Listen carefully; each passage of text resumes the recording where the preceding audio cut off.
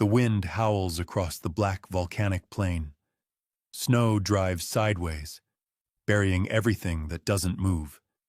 In Iceland, winter doesn't arrive. It descends like a shroud, blotting out the sun for months. Temperatures plunge below freezing. Storms roll in from the North Atlantic with gale-force winds that can flatten a standing man. And in the 9th century, when Norse settlers first arrived on these shores, they faced a problem that would test every ounce of their ingenuity. How do you build a house when there are no trees?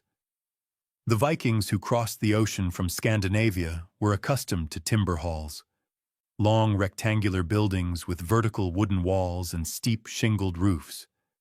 They knew how to work oak and pine, how to split logs into planks, how to raise a frame that could bear the weight of snow.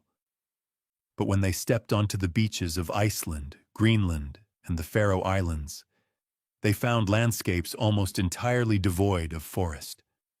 Only scattered birch scrub clung to the hillsides. No oak, no pine, just rock, grass, and peat stretching to the horizon. The question wasn't merely architectural, it was existential. Winter in the North Atlantic doesn't forgive mistakes. A poorly insulated dwelling means frostbite, hypothermia, death. Fuel is scarce. Daylight vanishes. The earth itself freezes solid. So the Norse settlers did something counterintuitive, something that would come to define their survival in these harsh lands. They stopped fighting the environment and started building with it. They turned the frozen ground into walls. They roofed their homes with grass. They dug their dwellings into the earth itself, creating structures so deeply integrated with the landscape that from a distance they looked like grassy hillsides with doors. These were turf houses, longhouses with walls made from blocks of peat and sod, thick enough to trap body heat, durable enough to stand for generations. And they worked. Inside these earth-covered halls, families endured months of darkness and cold, keeping warm with nothing more than a single open fire and the insulating power of the surrounding soil. This is the story of how Vikings engineered survival in one of the most unforgiving climates on Earth, using the very elements that threatened to kill them. The first challenge was material. In mainland Scandinavia, timber was abundant. A Norse chieftain could fell a dozen oaks and raise a hall in weeks.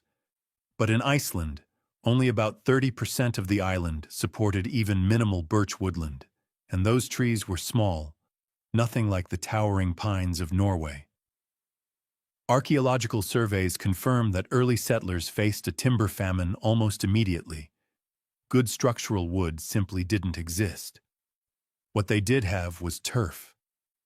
Beneath the thin layer of grass that covered the island lay thick deposits of peat, partially decomposed plant matter, compact and dense.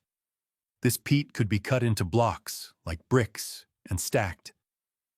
The blocks were light enough to carry but heavy enough to stay put once positioned. And crucially, peat had a property that wood lacked. It was an extraordinary insulator. The cellular structure of decomposed plant fibers trapped air in countless tiny pockets, creating a natural barrier against cold. A wall of turf 1 meter thick could hold heat inside far better than a wooden wall of any thickness. So the Norse began cutting. They sliced rectangular sods from the hillsides, each block roughly the size of a loaf of bread, roots still tangled through the grass on top. These turfs were stacked in a herringbone pattern, each layer angled slightly so that the weight pressed inward rather than outward, preventing collapse. Walls rose slowly, block by block, until they stood 1 to 2 meters thick. From the outside, these walls looked alive. The grass on top kept growing, roots knit the blocks together. In summer, wildflowers bloomed on the roof. The house became indistinguishable from the land itself. But turf alone couldn't support a roof. For that, the Norse needed timber, and timber was the most precious resource in their new world. They couldn't afford to waste it on walls or floors. Every beam had to count. So they turned to the ocean. Arctic currents are a fascinating and powerful phenomenon. Rivers in Siberia, the Ob, the Yenisei, the Lena, carry meltwater north through the taiga forests, and with that water come logs. Trees felled by storms, eroded banks, and spring floods. These logs drift into the Arctic Ocean, where they become locked in sea ice. The ice moves. Slowly, over months or years, it drifts westward across the top of the world, carried by currents that circle the pole. Some of it melts off the coast of Greenland. Some continue south past Iceland. And when it finally breaks apart in warmer waters, the logs it carried are released. To the Norse, this was providence. Driftwood washed up on Icelandic beaches in quantities that varied wildly from year to year, but when it arrived, it was treated like treasure. Coastal landowners had legal rights to any timber that came ashore on their property. Men would haul the logs inland, dry them, and split them carefully. A single good beam could frame a doorway.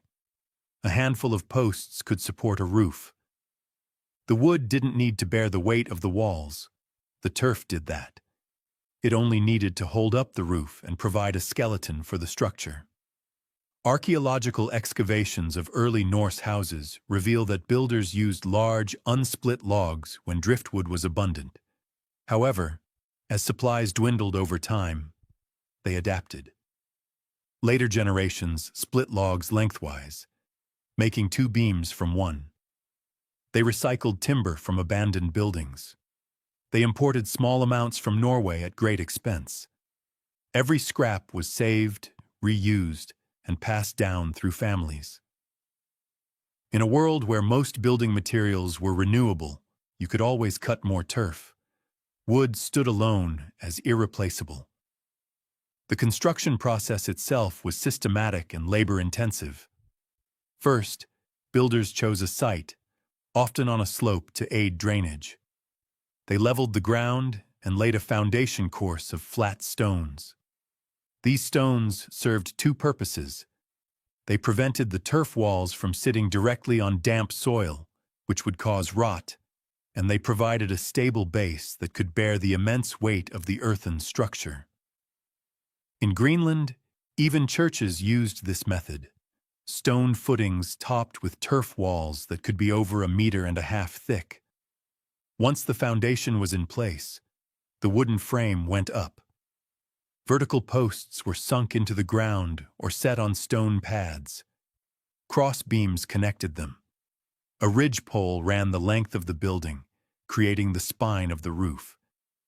This frame was minimal, just enough to hold the structure's shape. Then the turf work began. Builders stacked sod blocks around the frame, angling them inward at roughly 45 degrees. The walls rose slowly, each course laid tight against the one below. At full height, the walls could be nearly 2 meters thick at the base, tapering slightly as they climbed. The roof was next. Rafters of driftwood were laid across the ridgepole, and over these went more turf, layer after layer, until the entire structure was covered. From above, the house looked like a long green mound with a door at one end. Snow would pile on top in winter, adding another layer of insulation. Rain would soak into the turf and drain away through the grass roots. The house breathed. It settled. It became part of the hillside. Most Norse turf houses followed a rectangular plan. Longhouses, they're called, and the name is literal. Lengths varied from 12 meters to over 20, widths from 4 to 6. The main room, the hall or skalli, was the heart of the home. This was where the family lived, ate, worked, and slept. At the center of the hall was the hearth. The hearth was not a fireplace in the modern sense. It was a pit dug into the floor, lined with stones, filled with burning peat or driftwood. There was no chimney. Smoke rose toward the roof, where it escaped through a hole, a vent called a lower in Old Norse. This hole was small, just large enough to let smoke out without letting too much heat escape. On windless days, smoke hung thick inside the hall, stinging eyes, blackening the turf walls and wooden beams. Managing the fire was a constant task. Someone had to tend it, feeding fuel, adjusting the smoke hole, keeping the coals alive through the night. But that fire, small as it was, made life possible. The physics of the turf house worked like this. Heat from the hearth radiated outward in all directions. In a typical wooden building, much of that heat would escape through the walls and roof. But in a turf house, the thick earthen walls absorbed the heat and held it. Turf has high thermal mass. It takes a long time to warm up, but once warm, it releases heat slowly. The walls became warm to the touch. The air inside, trapped by the low ceiling and minimal openings, stayed warm even when the fire burned low. Body heat from the inhabitants added to the warmth. So did the breath of the family, the steam from cooking, the ambient heat of daily life. All of it accumulated inside that earthen shell. The result was a microclimate. Outside, the temperature might be 20 degrees below freezing. Winds might be howling at 40 miles per hour. But inside, nestled beneath 2 meters of turf, the air could be warm enough to sit in shirt sleeves. Excavation reports from Greenland and Iceland suggest that interior temperatures in well-maintained turf houses could be tens of degrees warmer than the air outside. The house functioned as a thermal battery, storing heat during the day and releasing it at night, buffering the inhabitants from the wild swings of the Arctic climate. The layout of the house reinforced this efficiency. Along the sides of the hall, builders constructed low benches from wood or stone. These benches served as seats during the day and beds at night. Family members slept side by side, sometimes with animal hides or woven mats for padding. Guests and hired laborers might sleep there too. Everyone clustered around the fire. This wasn't just tradition, it was survival. The closer you were to the hearth, the warmer you stayed. Spreading out would waste heat. So the architecture enforced communal living, physically arranging people in the most thermally efficient configuration possible. In some houses, additional rooms were attached. A byre for cattle or sheep might adjoin the main hall, separated by a partition wall, but sharing the same roof. Animal body heat, like human body heat, added warmth. The Vikings understood this. They didn't heat the barn. They let the barn heat the house. In wealthier households, there might be a separate kitchen or storage room, but these were secondary spaces. The hall and its hearth were the center of everything. Lowering the floor was another trick. Many turf houses were partially sunken, dug into the ground, so that the floor level sat below the surrounding terrain. This semi-subterranean design reduced exposure to wind and tapped into the Earth's natural insulation. Below the frost line, the ground maintains a relatively stable temperature year-round. By sinking the house into this zone, builders ensured that the floor itself wasn't radiating cold upward. The earth banked around the walls provided an additional thermal buffer. Wind couldn't scour the walls directly. Snow would drift over the roof, but the walls stayed protected. The house, in effect, hid from the weather. But this strategy wasn't unique to the Norse. Across the Arctic, other cultures arrived at the same solution. In Labrador, Inuit families built winter houses from blocks of mossy turf, with wooden frames and central hearths, sheltering communal groups through the coldest months. In Alaska, the Thule people, ancestors of modern Inuit, constructed pit houses using driftwood and whalebone frames covered in turf.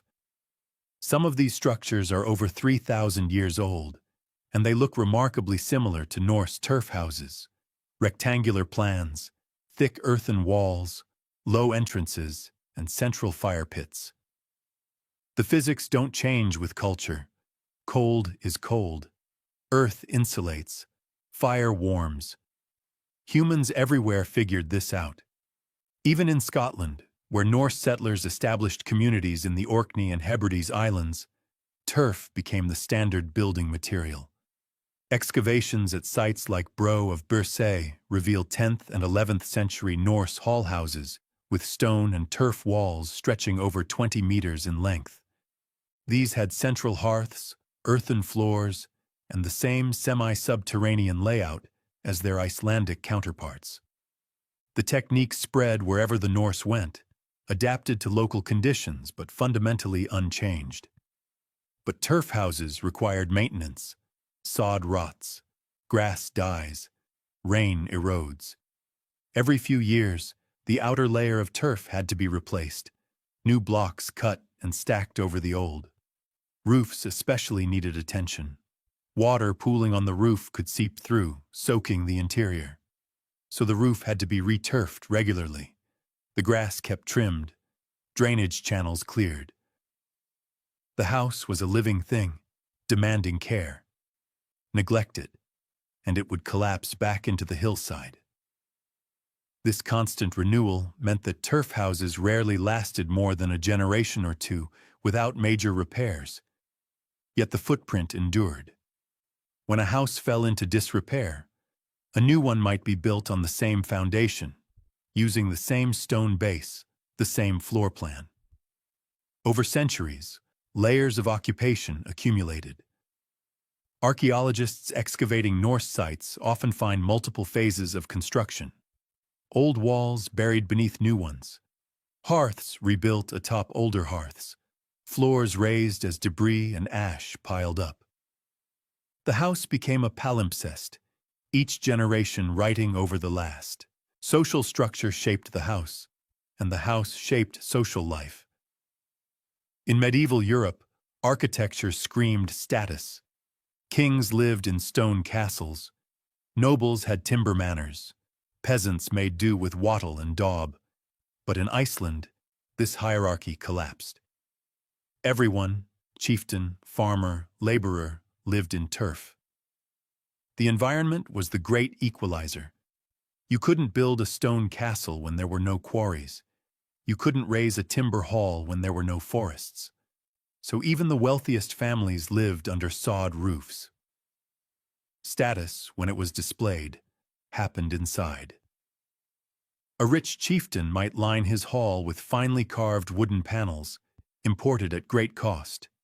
He might have a house within a house, a small timber structure built inside the larger turf shell, warmer and more prestigious. But from the outside, his home looked the same as a poor farmer's, a grassy mound with a door. This architectural uniformity was unusual for the time and reflected the harsh realities of life in the North Atlantic. Nature didn't care about rank. Cold didn't discriminate. Survival depended on the same strategies for everyone. Yet the hall was more than shelter. It was the center of family identity, the place where lineage was traced and honor maintained. Sagas written centuries later still remember the halls of famous chieftains. Njal's Hall at Bergtorsvoll, Egil's Hall at Borg. These weren't grand palaces, but they were meaningful. The hearth was where oaths were sworn, where disputes were settled, where stories were told on long winter nights. The fire was witness to everything. Religious life, too, centered on the hearth. Before Christianity arrived in the late 10th century, Norse families practiced a form of paganism that involved household rituals. The head of the household, sometimes a godai, a chieftain priest, would make offerings to gods and spirits at the family altar, which was often near the hearth. The fire itself had symbolic weight. It was life, warmth, light. To let the fire go out was to court disaster. After conversion to Christianity, much of this symbolism transferred to the new faith. Small turf churches were built, using the same construction methods as houses. These churches were low, rectangular, sod-roofed, indistinguishable from secular buildings, except for a cross marking the entrance. Inside, a small hearth still provided warmth during services. The architecture didn't change, only the rituals performed within it. Some scholars argue that the layout of Norse halls carried cosmological meaning. The orientation of the building, the placement of the hearth, the division of space, all might have reflected Norse beliefs about the structure of the universe. North and south could represent different realms, the world of the living versus the world of the dead, or the human realm versus the supernatural. East and west might correspond to masculine and feminine domains, or day and night. This is speculative, based on later interpretations of saga references and ethnographic parallels, but it suggests that the turf house was more than a functional object. It was a symbolic space, embedding the family's place in the cosmos. The decline of turf houses came slowly. As Iceland and Greenland integrated into European trade networks, imported timber became more accessible. By the late Middle Ages, some wealthy families began building hybrid structures, stone foundations, timber frames, but still turf-clad for insulation. In Greenland, the Norse settlements eventually failed entirely, abandoned by the 15th century as climate conditions worsened and supply lines from Europe frayed. The turf houses there stood empty, slowly collapsing back into the earth. In Iceland, turf construction persisted much longer. Well into the 19th century, rural Icelandic farms were still building with sod. The method worked. It was cheap, effective, and suited to the landscape. Only with the advent of modern materials, concrete, steel, industrial lumber, did turf finally fall out of use. Today, a handful of preserved turf houses remain, maintained as museums. Glaumberg, Laufás, and a few others stand as reminders of a time when Icelanders built their homes from the ground up. Modern architects have rediscovered the principles behind turf houses. Earth-sheltered buildings, green roofs, passive solar design, all borrow from the same logic that guided Norse builders 1,000 years ago. Soil insulates. Thermal mass stabilizes temperature. Minimizing surface area reduces heat loss. These aren't new ideas. They're ancient ones, refined by necessity in the harshest climates on Earth. The turf house stands as a testament to human adaptability. Faced with an environment that offered almost nothing, no timber, no stone suitable for large structures, no metal, no surplus of anything, the Norse made do. They turned grass into walls. They harnessed ocean currents to deliver timber from forests they would never see. They dug into the frozen ground and made it a shelter for themselves. And in doing so, they managed to survive. Not just survived, they thrived. They raised families, built communities, composed sagas, and explored new lands. The ingenuity wasn't in grand innovation. It was in attention to detail, in understanding how heat moves, how water drains, how wind scours, how fire consumes. It involved stacking 10,000 turf blocks to form a wall, in the careful splitting of a single log to make 2 beams, in the endless tending of a hearth that couldn't be allowed to go cold. The turf house was a machine for living, designed not by engineers, but by farmers, fishermen, and families who had no choice but to get it right. Centuries have passed since the last Norse family huddled around a peat fire in a sod-roofed hall. But the lesson endures that survival isn't about conquering the environment. It's about understanding, working with, and transforming its raw materials into solutions. The Vikings didn't have the luxury of importing what they needed. They had to use what was there: soil, grass, driftwood, stone, and from those humble materials, they built homes that lasted for generations, sheltering entire families through winters that would have been fatal to anyone less resourceful. In the end, the turf house was more than architecture. It was a philosophy. It said that no environment is too harsh, no resource too scarce, if you're willing to think differently. It said that the ground beneath your feet, the grass you walk on, the very soil you're standing on, these can be transformed into shelter, warmth, and safety.